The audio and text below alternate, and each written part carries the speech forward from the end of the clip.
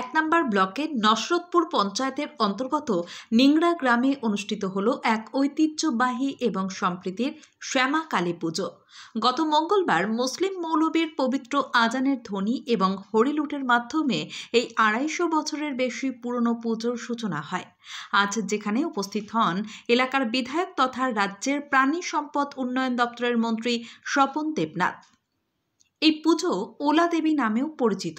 জনশ্রুতি আছে বহু যুগ আগে এই অঞ্চলে কলেরার মহামারী দেখা দিয়েছিল। জাতি ধর্ম নির্বিশেষে হিন্দু মুসলিম উভয় সম্প্রদায়ের মানুষজন তখন মায়ের শরণাপন্ন হয়। এই পুজোর সূচনা হয় ঠিক তখন থেকেই।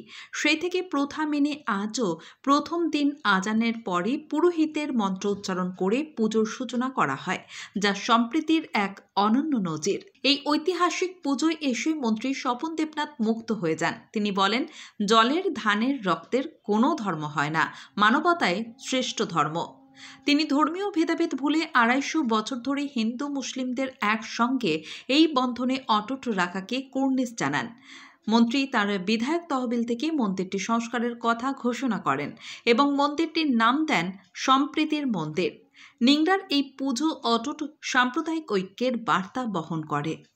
Bureau report, crime press, Bengal news. জায়গাটা দেখবার জন্য দেখে যা মনে হলো আমি গড়িয়াচ্ছিটা তোমরা ভেঙেই করো, কিন্তু এরিয়া বাড়িও না, ছোটর মধ্যে ভালো করা, বিশাল করে বড় অর্থ দরকার। বেশি লড়াই মুসলিমদের আজান ধ্বনির পর আমার মা রক্ষাকালী পুজো শুরু হচ্ছে।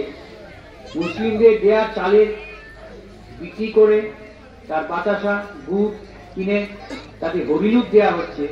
তাকে একটা ছবি দেখলাম যে আমার মৌলভী সাহেবই বাতাসা বিক্রি করছে। এর চেয়ে সম্প্রীতি। আবার আনন্দবাবু পুরোহিত, তারপরেই দেখলাম আজান দেওয়ার পরই পুরোহিত পুজো শুরু করছে। এই দৃশ্য যদি কেউ না দেখে থাকেন তাহলে এটা বোঝা যাবে না। এটা বাংলার হেরিটেজ জায়গা আমি করতে চাই, তাই নিজেই ছুটে এলাম।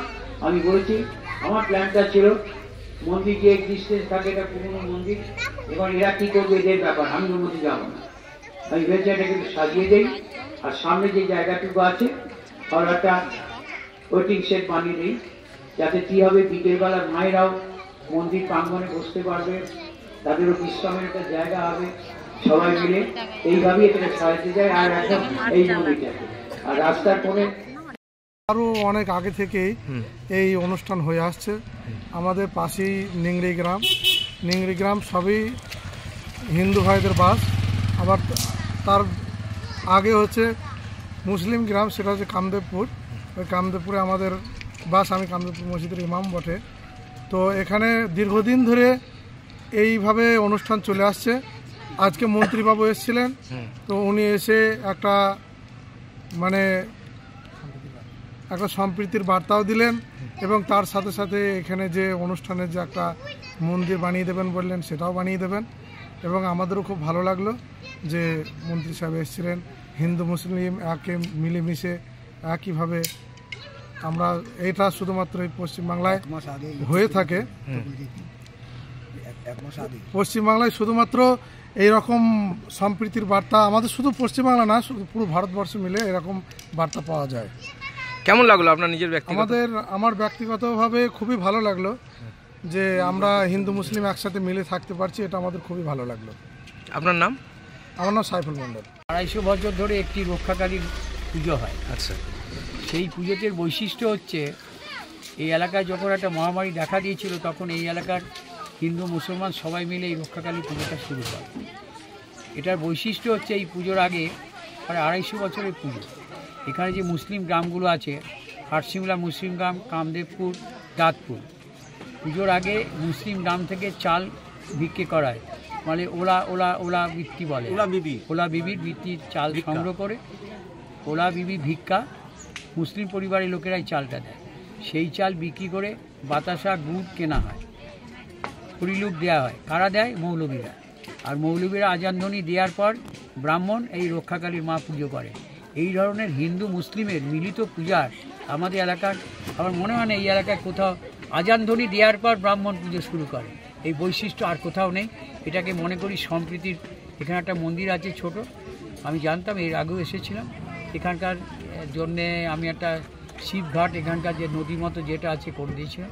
এবারে সিদ্ধান্ত নিলাম যে মন্দিরটাকে সম্প্রীতির মন্দির নামে আমি এই জায়গায় মন্দির তো ওরা করবেন, এখানকার যে লোকের বিশ্রামাগার নামে ওয়েটিং শেডের নামে আমি পুরো জায়গাটাই করে দেবো বিধায়ক তহবিলের অর্থে। আর মন্দিরটাকে সম্প্রীতির মন্দির নাম দেবো। এটা একটা হেরিটেজ, কারণ 250 বছরের পুরনো মন্দির। হিন্দু মুসলমানের যৌথ উদ্যোগে এই মা রক্ষাকালীর পুজো এখানে হয়। এই সম্প্রীতি যাতে বজায় থাকে, এটা সম্প্রীতির মন্দির নাম দেবো সব কিছু।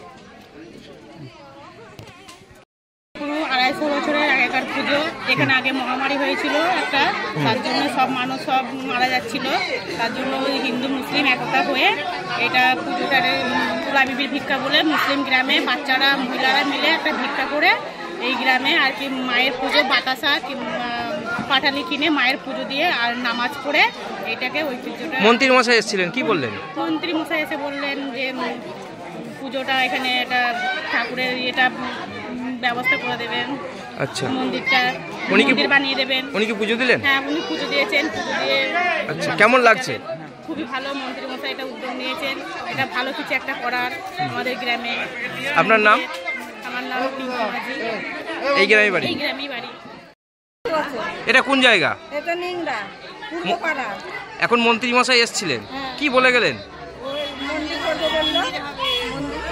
ভালো লাগছে? হ্যাঁ, ভালো লাগছে। আপনার নাম?